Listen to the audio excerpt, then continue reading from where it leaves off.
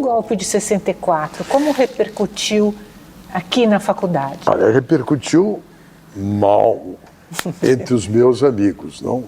O grupo dos que o apoiaram existia, mas era minoritário. Os demais... eu me lembro... enfim, eu adquiri uma grande reputação de um grande analista político dizendo uma coisa que acabou se provando certa, mas que eu disse por acaso. Eu estava conversando com um dos meus colegas de turma, o Félix Sabino, que disse, olha, o general Castelo Branco saiu do comando do Estado-Maior. Então, acho que a coisa está resolvida. Aí, não, eu queria fazer o argumento contrário. Então, não é que eu tivesse maiores informações. Então, eu precisava fazer o argumento contrário. Eu disse, não, pelo contrário, a saída dele é o início do golpe que veio. Nossa. E veio. Bom, e aí adquiri a fama, nossa, o Celso tem boa cabeça. E a cabeça foi apenas fruto do desejo de confrontá-lo com uma visão diferente e que acabou, infelizmente, se materializando. Aí, sobre isso, digo só uma coisa. Quando eu estava na faculdade, o Santiago Dantas deu uma conferência num evento do 11 de agosto, que foi uma estupenda conferência sobre a política externa, que, aliás, é uma das motivações que me levou também à temática da política externa.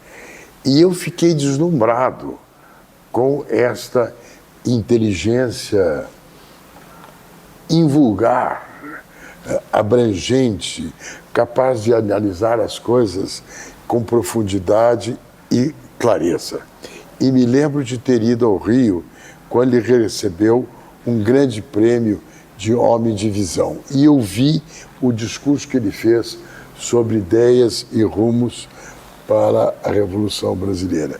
E fiquei muito impressionado. Daí o grande desaponto meu, profundo, porque ele que fez a distinção entre a esquerda positiva e a esquerda negativa, não? A ideia dele era montar uma coligação de forças que desse ao governo Goulart condições de governabilidade e de persistência, que foi o que fracassou. Eu mesmo disse, no meu discurso de posse como professor titular, falando da minha experiência de estudante, a sensação de profundo desaponto de ver que uma visão tão lúcida e tão reformista tinha sido solapada. Continuando aqui, professora Nina, professor Celso, nosso papo, eu queria ressaltar algumas coisas e convidar o senhor para falar sobre um período específico da vida do senhor, professor Celso, que é o período de consolidação intelectual, do término da formação do senhor. Antes, eu só quero fazer uma nota e agradecer, né, o convite da professora Nina para estar aqui junto. É um privilégio para um professor da minha geração estar perto e poder participar desse papo com o senhor, que é seguramente uma das maiores personalidades que o direito produziu no último século no Brasil. Então, está aqui uma marca que o senhor vai deixar... Como dizia o Bobbio, exageruma nem em piemontês. De forma nenhuma. Essa é uma marca que o senhor vai me deixar e para mim, especialmente enfim, uma honra, professor. Olha só, eu queria que o senhor falasse um pouco, professor Celso, da consolidação intelectual. Quer dizer, o senhor sai da faculdade de Direito e vai para os Estados Unidos. E aí tem uma série de coisas que eu queria que o senhor contasse para a gente. Então, em primeiro lugar, o senhor chega nos Estados Unidos num momento de grande efervescência da sociedade americana, né?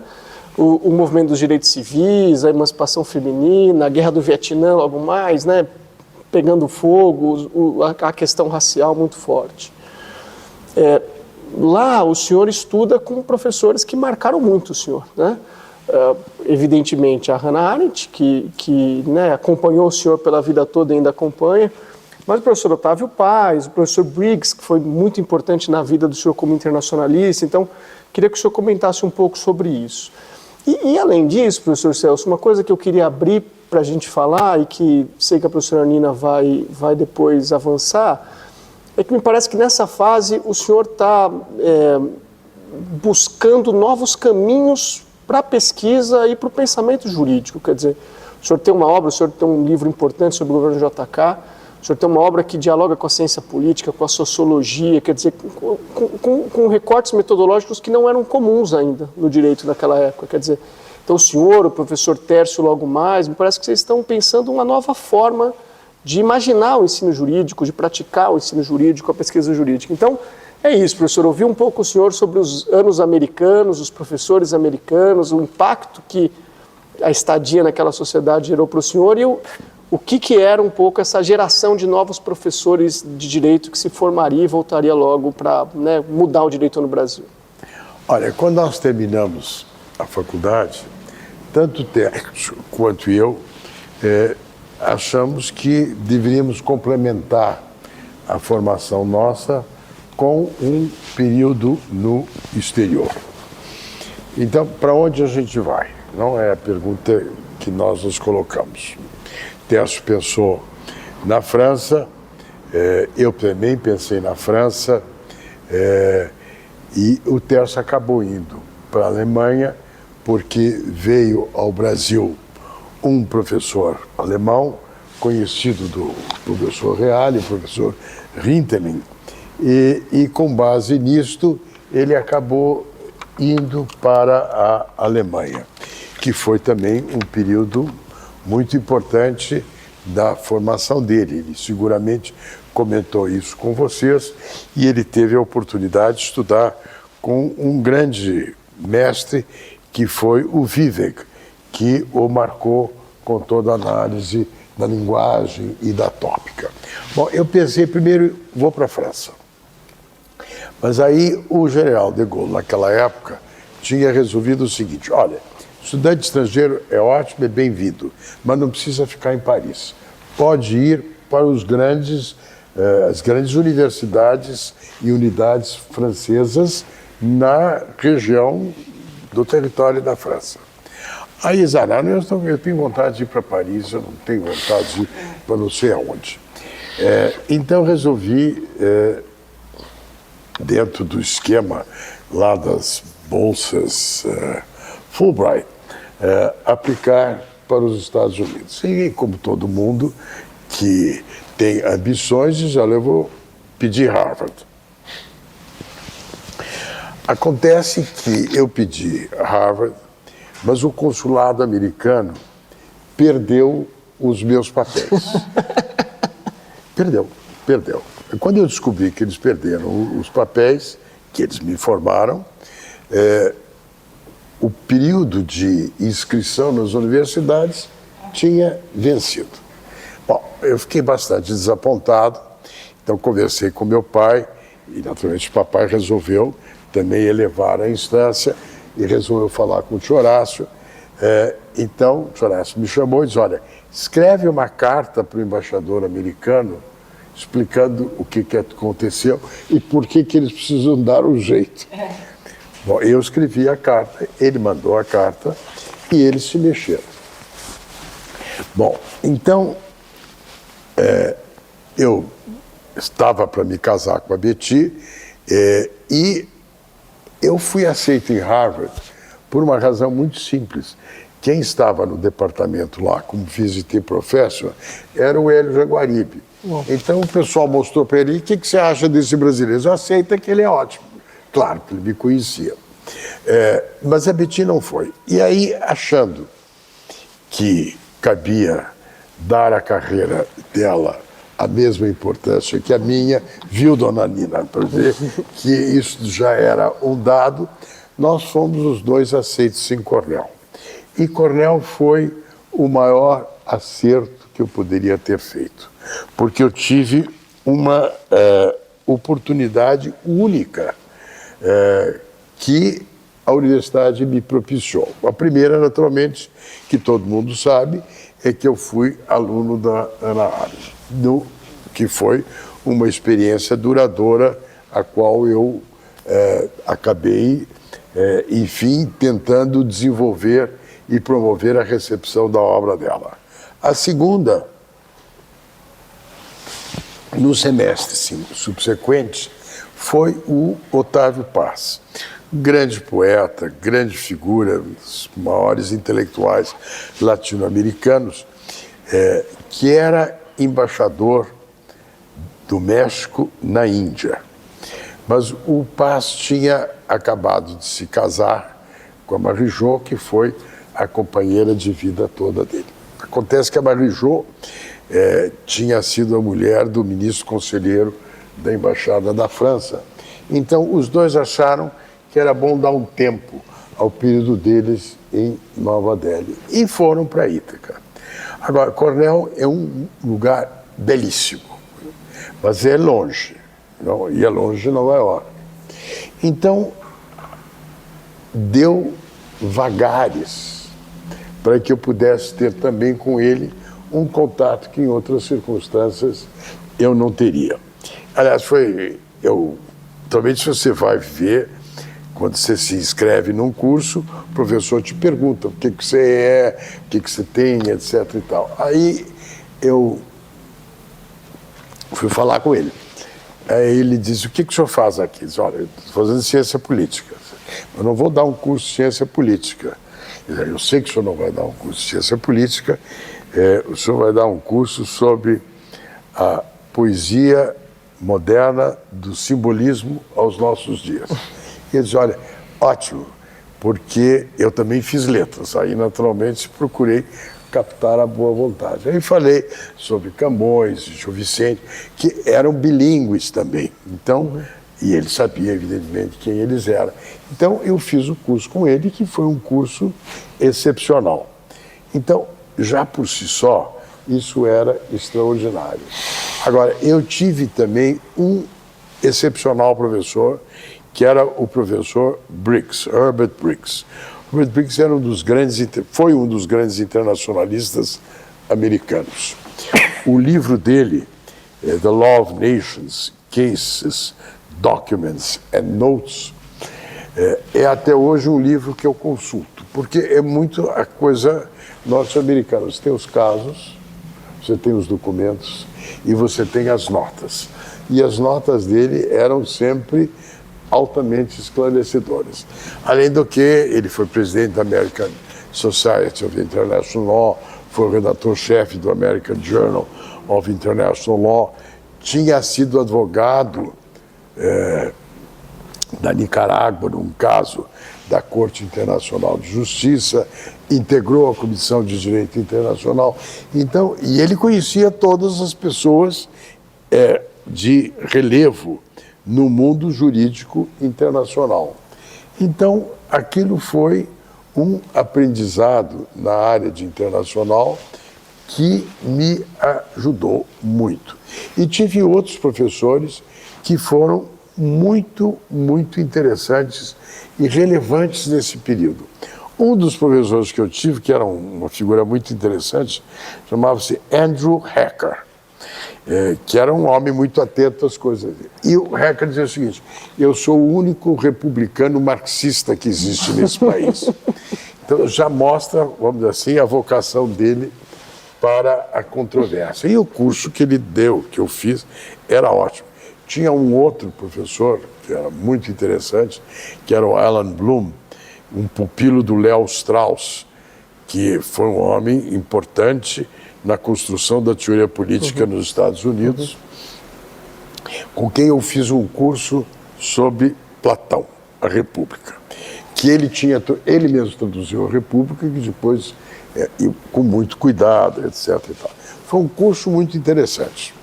Agora, como todos os straussianos, eles se dedicavam a cultivar os alunos que lessem os textos na base da interpretação que eles davam. Aí, depois que eu fiz o curso, eles diziam, olha, você fez muito bem, seu curso é ótimo, mas você lê coisa demais. Não me serve. Que eu quero alguém que venha para cá com uma abertura não marcada pela leitura de outros. Mas foi um curso muito interessante. E assim sucessivamente. Depois, como eu também comentei, eu vivi um período nos Estados Unidos de grande intensidade. grande intensidade. O senhor estava lá em 68? Eu não estava em 68, eu fiquei de 65 a 67, depois eu voltei em 70. Mas o rescaldo pré e pró, eu peguei. Então, tem o movimento dos direitos civis, com toda a sua força. Tinha o Woodstock também, que era a mudança dos hábitos e dos costumes de uma sociedade que se movia de maneira distinta. Eu me lembro de ter assistido um curso muito interessante aí de literatura que a gente podia fazer com o Walter Slater, que era um grande especialista em Faulkner. E ele deu um curso muito interessante baseado num livro do Eldridge Cleaver, que era uma dessas figuras importantes do movimento, enfim, que depois levou aos Black Powers, cujo título era ótimo, So On Ice, que dava bem a história. Além do que, ele contava histórias interessantíssimas, porque o Nabokov, antes do sucesso de Lolita, tinha sido professor em Cornell. Então, e deu aula, então eles conheciam todos, não? Então ele contava histórias também do Nabokov, que era um homem de grande cultura sobre isso. Então foi um momento de grande inspiração. E eu também tive muito bons colegas, porque você acaba conhecendo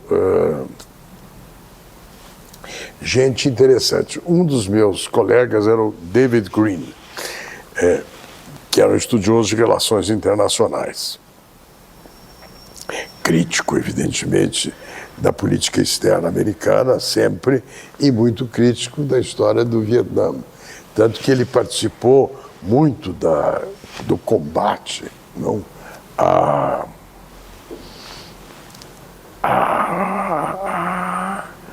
guerra do Vietnã, a mobilização e a convocação para ir, tanto que ele acabou depois indo para o Canadá e ficou no Canadá.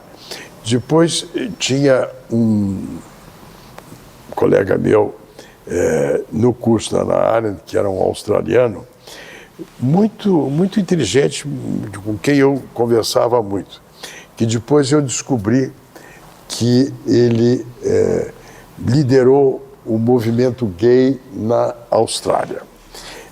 E ele veio uma vez ao Brasil e eu o recebi, que ele veio dar umas conferências sobre coisas não relacionadas a esse momento. Então, naturalmente, um dos meus amigos que adorava fazer perguntas inconvenientes resolveu dizer isso. E ele aí, a boa maneira inglesa que a Austrália tem, I have come to deliver a lecture, not to give instructions. E se manteve dentro daquilo que ele tinha se proposto. E uma amiga minha, que continua minha amiga até hoje, que é a Jane, que na época escreveu sobre o processo de planejamento do Peru, que era um pedaço da nossa conversa, mas que foi sempre uma pessoa muito ligada ao tema da condição feminina e ao significado do que isso representava como uma mudança de parâmetro. Então, este mundo foi um mundo que me abriu horizontes e horizontes muito interessantes. Agora, o que eu escrevi? Eu saí do Brasil com uma inquietação básica, a saber, como é que você concilia desenvolvimento com democracia? Como tinha o Juscelino feito com tanto sucesso. Como é que ele conseguiu isto? E a minha tese, justamente, é uma tese sobre o programa de metas do governo Juscelino. Como é que ele tomou a decisão de decidir, como é que ele definiu as metas, como ele implementou as metas, como isso foi bem sucedido. Bom, para fazer isso, além de muita pesquisa, e de muitas entrevistas, eu aproveitei para entrevistar o Juscelino, que estava em Nova York, padecendo aquele período das dificuldades e do exílio. E, naturalmente, para ele, naquele momento de solidão, encontrar um jovem que tivesse interessado no governo dele era uma coisa positiva. E o Juscelino era um grande expositor. O Juscelino tinha grande presença. E tinha uma grande presença expositiva, não do que tinha feito, porque tinha feito e tudo mais. E eu, naturalmente, colhi estas informações na elaboração da minha tese, que ficou pronta em 1970. Eu escrevi essa tese em inglês, que é uma língua que eu manejo razoavelmente bem. Mas, naturalmente, precisei garantir aí alguém que também pudesse fazer uma verificação. E justamente o Walter Slatoff, esse que eu assisti o curso, pegou um orientando dele e diz, Alan Pike era o nome dele, e pede para ele fazer esse trabalho que ele fez, e fez muito bem e ficou razoável. Quando eu voltei ao Brasil, eu queria publicar essa tese. Mas isso em 1970 era o auge do período mais repressivo. Então, não havia chance de publicar a tese. Então, eu publiquei na forma de artigos pedaços da tese, os pedaços mais técnicos, né?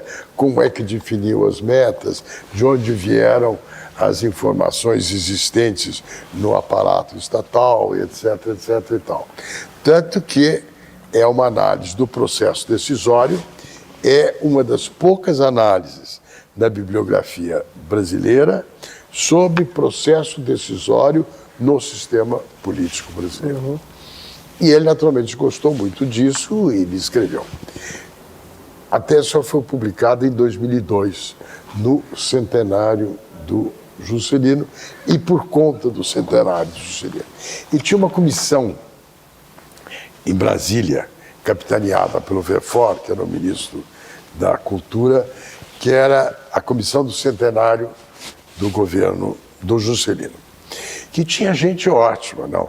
Inclusive os amigos dele, antigos primos, a Vera Brant, enfim, gente que conhecia o Juscelino muito bem, e a Maria Estela, que era a filha dele. Bom, às tantas eu disse, olha, vamos fazer isto. Aí não encontrou maior ressonância a minha sugestão. Aí a Maria Estela dizia, vamos fazer como o Celso sugere. Aí o pessoal perguntou, mas por que como o Celso sugere? Porque papai achava que o Celso entendia mais do governo dele que ele mesmo. Então ficou esta boa lembrança que ele tinha da minha tese, repensada nessas circunstâncias. Enfim, então esse período foi realmente um período muito importante e eu acho que foi algo significativo na minha formação. Professor, eu quero fazer uma confidência para a gente encerrar esse segundo... Quero que o senhor faça uma confidência aqui para a gente encerrar esse segundo bloco e conte para a gente uma história que eu sei, mas acho que poucas pessoas sabem. Porque todo mundo sabe que o senhor foi aluno da Hannah Arendt, mas poucos sabem que ela brigou para ter o senhor como aluno, que em algum momento o senhor, né, queria voltar para o Brasil, estava preocupado com o Brasil, e ela insistiu para que o senhor ficasse e armou um plano para fazer o senhor ficar nos Estados Unidos. Conte isso. Eu gostaria que tivesse sido a Hannah Arendt, mas não foi a Hannah Arendt. Hannah Arendt teve boa vontade comigo, acompanhou tudo, inclusive, como eu já contei essas coisas para vocês, eu, na biblioteca particular dela, ela guardou a minha tese que eu tinha mandado para ela, o que é uma prova de afeto. Mas quem inventou essa história foi o Dodson, que foi o meu orientador. Era uma figura interessante, voltada aí para a história de política comparada, que tinha vivido nas Filipinas e na Índia, portanto tinha uma noção das coisas. Tinha sido Assistant Controller do estado de Nova York, portanto entendia como funcionava a máquina. E eu cheguei para ele e disse, olha, eu vou fazer o mestrado e vou voltar para o Brasil, porque eu tenho que voltar, tenho que trabalhar com meu pai precisa de mim, etc, etc. Até que um dia papai foi nos fazer uma visita lá em Cornell, e aí eu disse para o Dodson, meu pai está aqui. Disse, seu pai está aqui? Olha, eu gostaria de conhecer o seu pai. Disse, pois não, papai vai ter muito prazer em conhecê-lo. Aí o Dodson chegou para o papai e disse, olha, seu filho é um ótimo aluno, muito, né? Eu acho que ele deve fazer o doutorado. O mestrado é uma coisa simples. Mas ele diz que não pode porque o senhor precisa dele. E o papai disse, que bobagem, diga para ele ficar aqui, faça esse negócio. E o que eu acabei ficando era eu que estava achando que precisava voltar, não era uma coisa que o meu pai tinha imposto ou mesmo sugerido. Aliás, devo dizer que papai sempre foi um respaldo permanente à minha carreira universitária. E com isso faço só uma pequena nota para o próximo bloco. Eu dediquei a minha tese de livre-docência ao meu pai, que é sobre o convênio do café. E papai sempre vinha à faculdade, me acompanhava, tanto que os meus colegas todos de turma sempre conviveram muito com ele. Aí papai teve assim uma grande delicadeza, ele disse, olha, eu fico muito feliz que você queira dedicar essa tese a mim. Mas e a sua mãe? Eu disse, olha, papai, eu vou dedicar um próximo livro à minha mãe. Mas essa é a minha tese na faculdade, que é onde você estudou, que é onde você me ajudou a me inserir, de maneira que essa deve ser dedicada a você, mas eu farei um outro livro que eu vou dedicar à mamãe. Eu achei aquilo do meu pai uma coisa assim de tamanha sensibilidade, tamanha delicadeza, sabendo ele, evidentemente, que a mamãe foi sempre uma figura forte, me ajudou muito, inclusive muito impulsionou a minha carreira universitária. Aliás, acho que a coisa pedagógica veio da minha mãe, que foi normalista, foi professora primária, trabalhou no sistema de ensino de São Paulo nos anos 30, era uma leitora das coisas da escola nova, que era, enfim, a renovação dos métodos pedagógicos. Portanto, tinha também uma vinculação com o que estava fazendo. Mas, em todo caso, eu achei que essa coisa do meu pai foi uma delicadeza grande e a explicação é essa.